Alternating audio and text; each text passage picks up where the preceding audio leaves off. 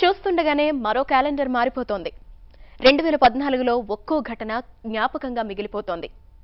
మర్చిపోలేని మధుర స్మృతులు, తేరుకోలేని విషాదాలు ఒకటా రెండా? కాలంతో పాటే సాగే ప్రయాణంలో ఎన్నో ఘటనలున్నాయి. మరి ఈ ఏడాదిలో మన ప్రయాణం ఎలా సాగిందో ఒక్కసారి వెనక్కి తిరిగి చూద్దామా?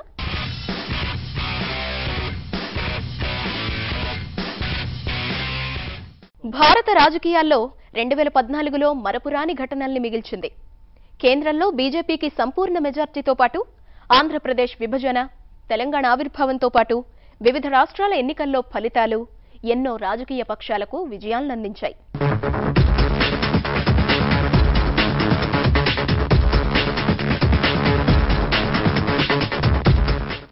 2014 సంవత్సరాన్ని భారతీయ జనతా పార్టీ ఎప్పటికీ మర్చిపోలేదు. ఎందుకంటే చాలా కాలం తర్వాత తొలిసారిగా కేంద్రంలో సంపూర్ణ మెజారిటీతో ప్రభుత్వాన్ని ఏర్పాటు చేయగలిగింది. మోడీ సారథ్యంలో ఎన్నికలకు వెళ్లిన కమలం పూర్తిగా వికసించింది. దీంతో పాటు మహారాష్ట్ర, హర్యానా, జార్ఖండ్, జమ్మూ కాశ్మీర్ ఎన్నికల్లో పైచేయి సాధించింది.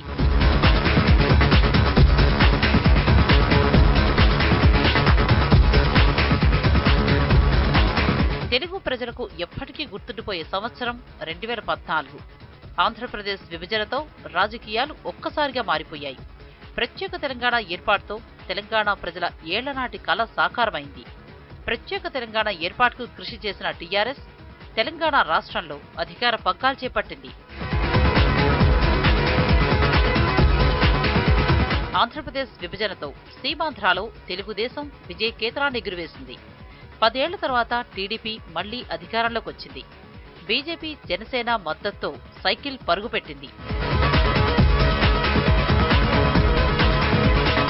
జాతి రత్నాలుగా వెలుగొందిన మాజీ ప్రధాని వాజ్పేయి, మదన్ మోహన్ మాలవీయాలకు భారత ప్రభుత్వ అత్యున్నత పురస్కారమైన భారతరత్నను కేంద్రం ప్రకటించింది. 2013లో సచిన్ కు ప్రకటించిన భారతరత్నను 2014లో ప్రదానం చేశారు. మన దేశంలో కైలాస సత్యార్థి, పాకిస్తాన్లో మలాలాకు నోబెల్ శాంతి బహుమతిని సంయుక్తంగా ప్రకటించి ప్రదానం చేశారు. ప్రపంచానికి యోగా పాఠాలు చెప్పింది భారత్. దాని విశిష్టతను, ఉపయోగాలను చాటి చెప్పింది. అందుకే జూన్ 21ని ప్రపంచ యోగా దినోత్సవంగా గుర్తించాలని చేసిన విజ్ఞప్తికి ఐక్యరాజ్య సమితి స్పందించింది. జూన్ 21ని ప్రపంచ యోగా దినోత్సవంగా గుర్తించింది. నల్లధనం సమస్యపై ప్రపంచ దేశాలు కలిసికట్టుగా పోరాడేందుకు ముందుకు కదిలాయి. ప్యారిస్లోని ఆర్థిక సహకారం అభివృద్ధి సంస్థ OECD ఆర్థిక ఖాతాదారుల సమాచారం పంపిణీపై ఏకీకృత విశ్వ ప్రమాణాలను విడుదల చేయడంతో భారత ప్రభుత్వం కృషి కొంతమేర ఫలించినట్లయింది. మారణ హోమంతో అట్టుడికిపోతున్న సిరియాలో 2014లో ఎన్నికలు జరిగాయి. అందులో బషర్ అల్ అసద్ ఘన విజయాన్ని సాధించారు. దీంతో అధ్యక్షుడిగా ఆయన మరో 7 ఏళ్ల పాటు అధికారంలో ఉంటారు. ఇక ఆఫ్ఘనిస్తాన్ అధ్యక్షుడిగా అష్రఫ్ ఘనీ ప్రమాణం చేశారు. అంతర్యుద్ధంతో అట్టుడికిన ఆఫ్ఘనిస్తాన్లో ప్రజాస్వామ్యయుతంగా హమీద్ కర్జాయ్ నుంచి అష్రఫ్ ఘనీకి అధికార బదిలీ జరిగింది. అనుమతి లేకుండా అమెరికాలో ఉంటున్న లక్షలాది మంది భారతీయులు, ఇతర విదేశీయులు అమెరికాలో తాత్కాలికంగా ఉండడానికి వీలుగా చట్టబద్ధత కల్పిస్తూ అమెరికా అధ్యక్షుడు బరాక్ ఒబామా వలస విధానంలో సమూల మార్పులకు శ్రీకారం చుట్టారు. 2014లో మన దేశ వ్యాపార రంగానికి కొన్ని విజయాలు దక్కాయి. దీనివల్ల వినియోగదారులు కూడా కొంతమేర లాభపడ్డారు. ఆటో రంగం కోలుకోవడం, రికార్డు స్థాయిలో స్టాక్ మార్కెట్ విలువ 100 లక్షల కోట్లు దాటింది.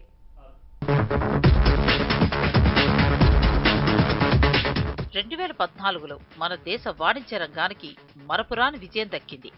ప్రపంచ వాణిజ్య సంస్థలో భారత్కు ఘన విజయం లభించింది. భారత్ నుంచి దిగుమతయ్యే ఉక్కు ఉత్పత్తులపై అధిక సుంకాన్ని విధిస్తూ అమెరికా తీసుకున్న నిర్ణయం సరికాదని WTO తేల్చి చెప్పింది.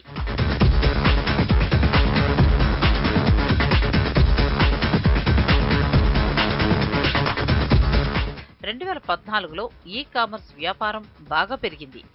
ఈటైల్ దిగ్గజం అలీబాబా 1,50,000 కోట్ల IPO విజయవంతమైంది. ఈ సంస్థ భారత్లోనూ పెట్టుబడులు పెట్టడానికి సిద్ధపడింది. ఇక దేశీయంగా చూస్తే అమెజాన్, ఫ్లిప్కార్ట్, స్నాప్డీల్ సంస్థలు భారీగా వ్యాపారం చేశాయి. ఇన్ఫోసిస్ కొత్త సారథిగా సీఈఓగా సంస్థ బయట వ్యక్తి 47 ఏళ్ల విశాల్ సిక్కా పగ్గాలు చేపట్టారు. కంపెనీ ప్రమోటర్లు దాదాపు 6,000 కోట్ల షేర్ల అమ్మకాలు జరపడం విశేషం. ప్రతి కుటుంబానికి బ్యాంక్ అకౌంట్ ఉండాలంటూ కేంద్ర ప్రభుత్వం ప్రతిష్టాత్మకంగా ప్రధాని జనధన యోజన పథకాన్ని ప్రారంభించింది.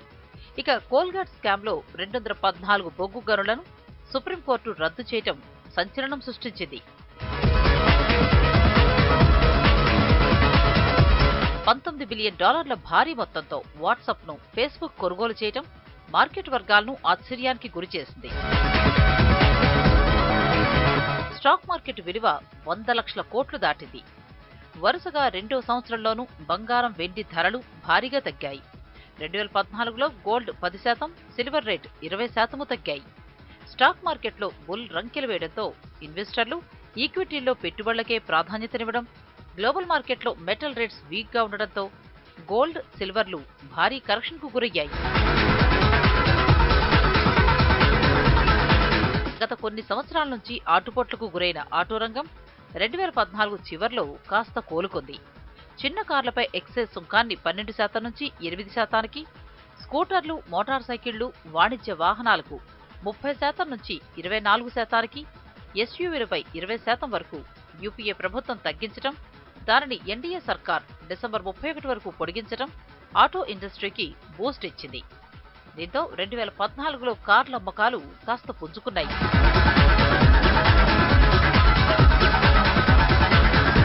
2014లో ఆటో రంగం పలు సవాళ్లు. వాహన తయారీ కంపెనీలు Maruti Suzuki, Mahindra and Mahindra, Bajaj auto, Hero MotoCorp, వోక్స్ వ్యాగన్లు 20,500 కోట్ల రూపాయలను ఇన్వెస్ట్ చేస్తున్నట్టు ప్రకటించాయి. 2014లో రీటైల్ రంగం జోరును కొనసాగించింది. 2013తో పోలిస్తే 10% వృద్ధితో రీటైల్ రంగం 33,60,000 కోట్లకు చేరింది.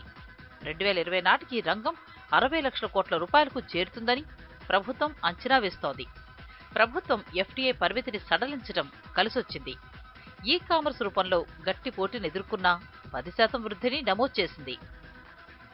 స్పోర్ట్స్ సైన్స్ రంగాల్లో ఎలాంటి విజయాలు సాధించాం? 2014 క్రీడాకారులకు కలిసొచ్చిందనే చెప్పాలి. ఆసియా క్రీడలు, ఫుట్బాల్ ప్రపంచ కప్ ఈ ఏడాది మేజర్ ఈవెంట్స్. ఆసియా క్రీడల్లో మన క్రీడాకారులు పర్వాలేదనిపించారు. క్రికెట్లో చెప్పుకోదగ్గ విజయాలు కొన్ని మాత్రమే ఉండటం కాస్త ఊరట కలిగించే అంశం. టెన్నిస్, చెస్లో మన క్రీడాకారులు విజయాలను అందుకొని దేశానికి గర్వకారణంగా నిలిచారు.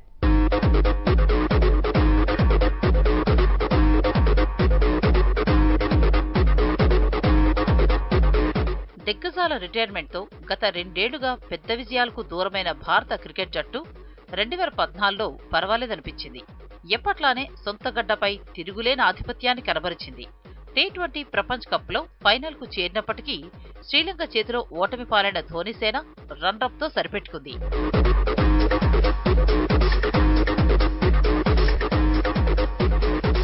సొంత గడ్డపై వరుసగా వెస్టిండీస్, శ్రీలంకలపై విజయాలు సాధించి ఉపఖండంలోనే సత్తా చాటింది టీమిండియా. పూర్తి యువ జట్టుతో బంగ్లాదేశ్కు వెళ్లిన మన టీం వన్డే సిరీస్ను ఏకపక్షంగా గెలుచుకుంది. అటు లంకతో జరిగిన వన్డే సిరీస్లో రోహిత్ శర్మ డబుల్ సెంచరీ చేసి హైలైట్గా నిలిచాడు. 264 పరుగులు చేసి వన్డే చరిత్రలో అత్యధిక వ్యక్తిగత స్కోరు నమోదు చేశాడు. Right from the start, he was in total control of this innings. The entire team is so pleased for him, making a comeback of his sorts after his injury in England. The first batsman in the history of one-day international cricket to get 2 double hundreds. ఇతర క్రీడల్లోనూ మన క్రీడాకారులు ఈసారి మంచి విజయాలను అందుకున్నారు. Tennis star Sania Mirza Asian games women's డబుల్స్లో bronze medal, mixed డబుల్స్లో తెలుగు తేజం సాకేత్ మైనేండితో కలిసి గోల్డ్ మెడల్ను సాధించింది. ఆ వెంటనే జరిగిన WTA టూర్ ఫైనల్స్లో కారా బ్లాక్తో కలిసి టైటిల్ సాధించి చరిత్ర సృష్టించింది.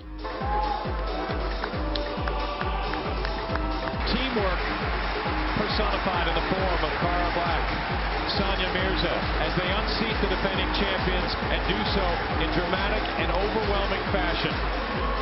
అటు సైనా నెహ్వాల్ కూడా ఈ ఏడాది విజయాలను అందుకుంది. ఉబెర్ కప్ టీమ్ ఈవెంట్లో భారత్కు బ్రాంజ్ మెడల్ అందించింది. ఏషియన్ గేమ్స్లో టీమ్ ఈవెంట్లో భారత్కు బ్రాంజ్ మెడల్ అందించడంలో కీ రోల్ పోషించింది. ఆ వెంటనే ఆస్ట్రేలియన్ ఓపెన్ సూపర్ సిరీస్లో విజయం సాధించి వరల్డ్ ర్యాంకింగ్స్ లో మళ్లీ 7వ స్థానాన్ని దక్కించుకుంది.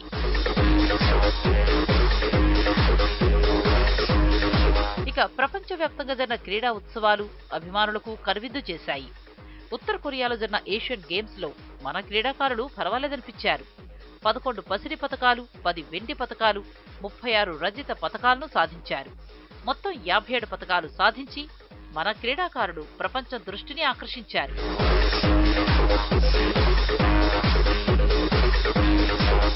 ఇక మన జాతీయ క్రీడ హాకీకి గోల్డెన్ ఇయర్ గా చెప్పుకోవచ్చు. కామన్వెల్త్ గేమ్స్ లో కాంస్యం సాధించిన భారత హాకీ జట్టు తరువాత ఆసియా క్రీడల్లోనూ అద్దరగొట్టింది. గోల్డ్ మెడల్ గెలిచి రియో ఒలింపిక్స్ కు నేరుగా అర్హత సాధించింది.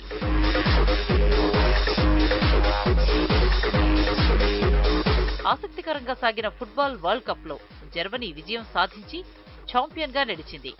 మహిళల టెన్నిస్ లో 6వసారి యుఎస్ ఓపెన్ టైటిల్ ను సాధించి WTA ఛాంపియన్ గా నిలిచింది Serena Williams.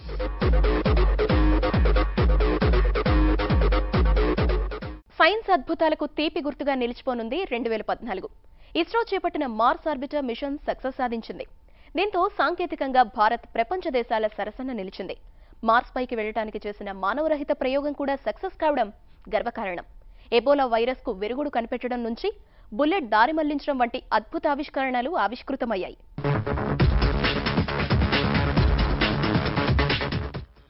Mars arbiter machine Mangalyaan, దీన్నే మామ్ అని కూడా వ్యవహరిస్తున్నారు. అంగారక గ్రహంపై అన్వేషణకు ఇస్రో చేపట్టిన ఉపగ్రహ ప్రయోగం విజయవంతమైంది. 2013 నవంబర్ 5న శ్రీహరికోటలో ప్రారంభమైన మామ్ ప్రయోగం 3 అంచెల్లో సాగింది. భూమి నుంచి దాదాపు 66 కోట్ల కిలోమీటర్లు ప్రయాణించిన మామ్ 2014 సెప్టెంబర్ 26న గ్రహ కక్షలోకి సజావుగా ప్రవేశించింది. ఈ ప్రయోగానికి రాకెట్ PSLV C-25ను ఉపయోగించారు. మొత్తం 450 కోట్లతో మార్స్ ఆర్బిటర్ మిషన్ను ఇస్రో చేపట్టింది. ప్రయోగం విజయవంతం కావడంతో ఇప్పటిదాకా అరుణ గ్రహంపైకి విజయవంతంగా ఉపగ్రహాన్ని పంపిన రష్యా, అమెరికా, యూరోపియన్ స్పేస్ ఏజెన్సీల సరసన భారత్ చేరినట్లయింది. అంతేకాదు మార్స్ పైకి మానవ సహితంగా వెళ్లడానికి చేసిన ప్రయోగంలోనూ ఇస్రో విజయం సాధించింది. అరుణ గ్రహంపైకి మనుషుల్ని తీసుకువెళ్లేందుకు అమెరికా అంతరిక్ష సంస్థ నాసా కీలక అడుగు వేసింది. అందులో భాగంగా మానవరహిత అరియాన్ వాహక నౌకను అంతరిక్షంలోకి విజయవంతంగా ప్రయోగించింది. 2021లో మానవ సహిత అరియాన్ నౌకను పంపే కార్యక్రమంలో భాగంగా ఈ ప్రయోగాన్ని నిర్వహించారు. 2030లోగా అరుణ గ్రహంపై మనుషుల్ని దింపాలనే ప్రణాళికతో నాసా రెడీగా ఉంది. 2014లో వివిధ రంగాలతో పాటు వ్యక్తులు సాధించిన విజయాల్లో ఇవి కొన్ని మాత్రమే. ఇంకా చెప్పుకోదగ్గ విజయాలు చాలానే ఉన్నాయి.